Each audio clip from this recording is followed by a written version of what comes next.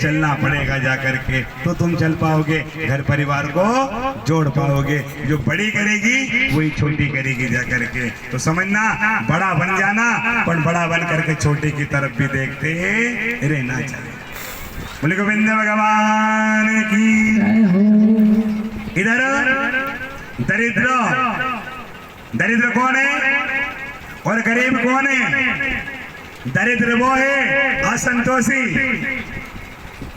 जितना दिया भगवान तेरा भला करे, परमात्मा तेरा भला करे, ये है संतोषी। इसके बराबर अमीर कोई भी नहीं है। और गरीब कौन है कि सब कुछ दिया, भगवान ने हमें कुछ भी नहीं दिया साहब, कहीं भी नहीं दिया है। महल का महल कड़िया के बाद भी के भगवान ने हमें कहीं भी नहीं दिया। इससे बड़ा दरिद्र और कोई भी नहीं। एक राजा भगा जा रहा है, संत ने राजा को रोका, राजा कहाँ जा रहे हो? अरे दूसरे देश के ऊपर चढ़ाई करी जा रही है। क्यों? तुम्हारा धन लुटाया? नहीं नहीं, हम चढ़ करके वह जाएंगे, युद्ध करेंगे और युद्ध करने के बाद में वहां का पूरा धन लेकर के आएंगे। संत ने सिक्का उठाया और राजा के हाथ में रख दिया कि तुझसे बड़ा गरीब और कोई हो ही नहीं सकता। बोले गोविंद भगवान की। एक बार दशरथ जी ने विचार किया। कौन सा विचार? इतना घूंघट लेती हो ना। दशरथ जी के सामने माता सीता आई और घूंघट लेकर के आई, तो दशरथ जी ने कहा बेटी घूंघट की कोई प्रथा नहीं है, मुंह ढाकना कोई प्रथा नहीं है, कहीं लिखा भी नहीं है, शास्त्र में नहीं लिखा है कि मुंह ढाकना प्रथा है। मुंह ढाकने का अर्थ क्या बताया? दशरथ जी चाहते थे कि मेरी बेटी बहू बन करके आई ना, बड़ी बहू माँ जगदम्बा का रूप लेके आई है। जिस धनुष को राजा महाराजा बड़े बड़े योद्धा ना तोड़ सके, उस बहू ने उस धनुष को उठाया था। ये छोटी मोटी बहू मेरे घर नहीं आई है, फिर क्या क्यों ना मैं मेरी बहू की परीक्षा ले लूं। और आप क्या देखते हो? चला के देख लिया, बढ़िया चल रही है, ये देखिए ना, बोलने में थोड़ा हाँ बढ़िया बोल, दो चीज देखी, चल के देख ली और बोलना देख लिया। पर दशरथ जी जानते थे कि मेरी बहू की मैं परीक्षा तो लो। क्या कहा बहू ने? बहू से आज हमें बड़े भाव में आज हमें खीर खाने की याद आ रही है। खीर बनाई, 4 कटोरे में 1 कटोरा और तैयार किया ससुर जी के लिए, 5 कटोरा खीर तैयार हुई। और खीर तैयार होकर के माँ सीता लेकर के आई, सामने लेकर जाने लगी। एक तिनका उड़ा और तिनका उड़ करके सीधे कटोरे में आकर के गिर गया। कब गिरा पता है? जब राम जी के पास में खीर चलेगी, चारों भाइयों के पास में खीर गई और 5वां नंबर का जो कटोरा बचा ना एक, उसमें एक तिनका जा करके गिर गया। वो तिनका कहाँ जा रहा था? ससुर जी के पास। सीता जी ने विचार किया मन में, अरे आज तो मेरी नाक कट जाएगी। पहली बार भोजन बनाया और उस भोजन में भी नुकन निकल रहे हैं। तिनका पड़ा है, तिनका कटोरे में पड़ा, उस सामने दशरथ जी के पास चला गया। माँ सीता ने तिनके की तरफ देखने लगे, ये तिनका तो देख रहा है, माँ सीता देख रहे तिनके को और दशरथ जी देख रहे हैं माता जानकी को। सीता मैया को देखते देखते देखते रहे, उस कटोरे में पड़े हुए तिनके को जला करके राख कर दिया। माँ सीता ने जा करके राख कर दिया। वही देखा दशरथ जी ने और कहा बेटी मैं तेरे भाग। यही हुआ था ना सुखवाटिका, तिनका उठाए रावण, तो क्या चाहता है? ये तिनके की बदौलत है कि तू बचा हुआ है। ये तिनका नहीं होता ना, मेरे ससन ने मुझे वचन में बांध रखा है, तू क्या मुझे उठा के लाता? मैं तो कब का तुझे जला करके राख कर देती। माताएं ध्यान देना, पर्दा लिया इतना, जेठ को गाली दे रही, ससुर को अब शब्द बोल रही, सासू से भला बुरा बोल रही है, देवर को भला बुरा बोला, अपने पड़ोसी में कोई बड़ा है उसको आप शब्द बोल रही हैं। तो ये घूंघट लेने की कोई प्रथा ही नहीं है। जाकर के काय का पर्दा किया आपने?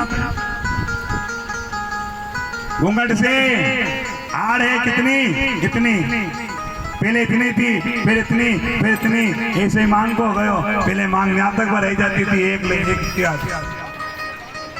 बराती पे करते करते करते करते इतनी सी हो गई। फिर के गुरु जी भी मोड़ में गया था, वहां की जगह नहीं, जैसे मोड़ मुड़ियो नहीं, फिर वहीं की जगह रह गया, तो कतरे से रह गया। कितनी सी है? मांग के स्वाग का प्रतीक है, गले का मंगलसूत्र स्वाग का प्रतीक है, पैर की बिछुड़ी स्वाग का प्रतीक है, हाथ के कंगन चूड़े स्वाग का प्रतीक है। क्यों लाख के चूड़े पहनाए जाते हैं? अबे गाय का पैर प्लास्टिक का लग गया पैर वाला,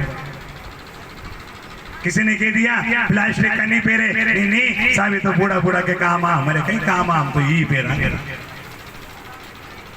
विचार करना, सीप के चूड़े और लाख के चूड़े में बड़ा अंतर है। जब मटकी फूट जाती है ना, फूटी मटकी उसे कोई नहीं जोड़ सकता है। कौन जोड़ेगा?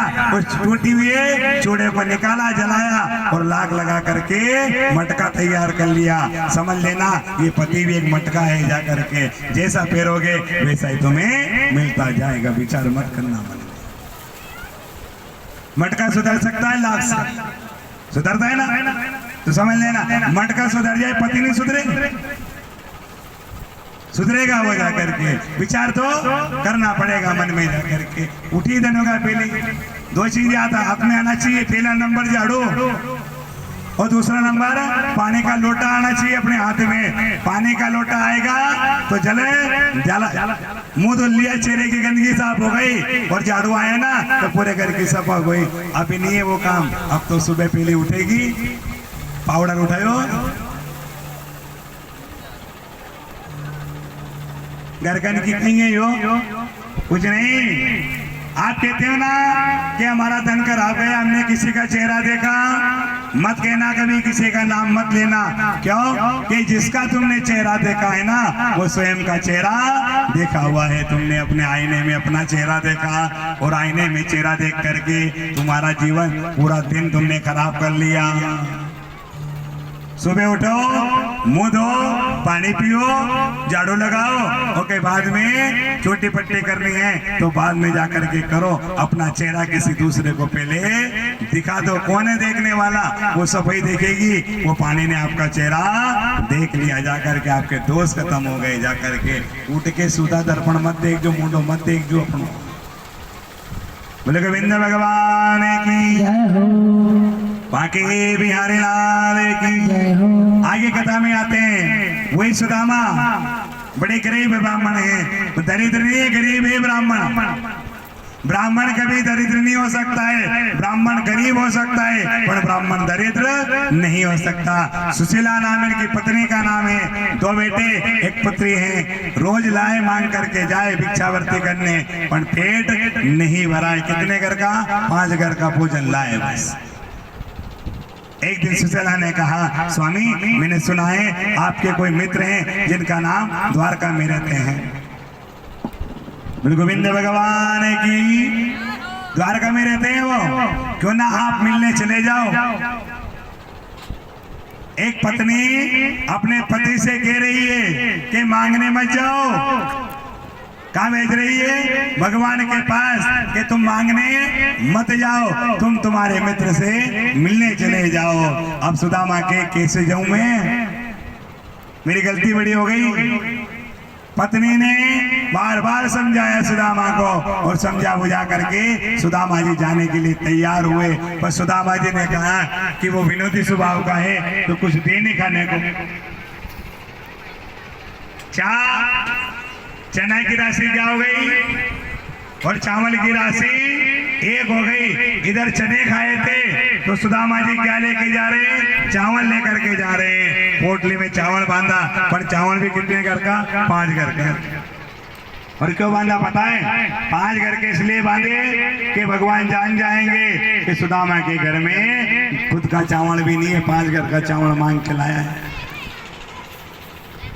ये भाव है।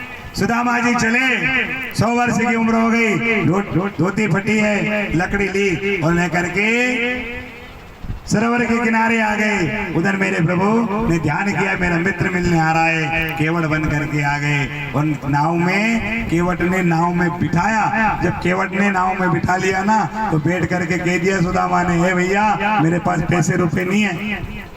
बोले गोविंद भगवान की, वो मेरी नैया पड़ी रे मजेदार, प्रभु ऐसे पार लगा देना।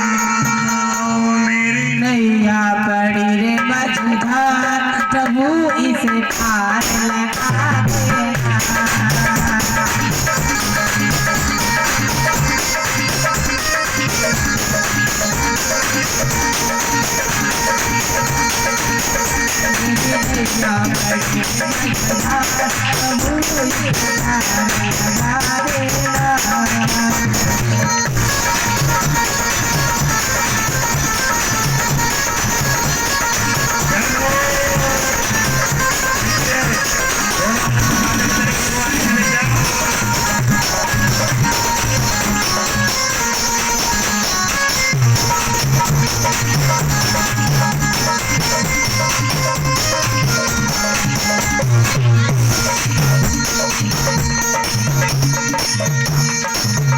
तेरी माला जय पूरे सुबह शाम, तेरी माला जय पूरे सुबह शाम, वो इसे पार लगा देना।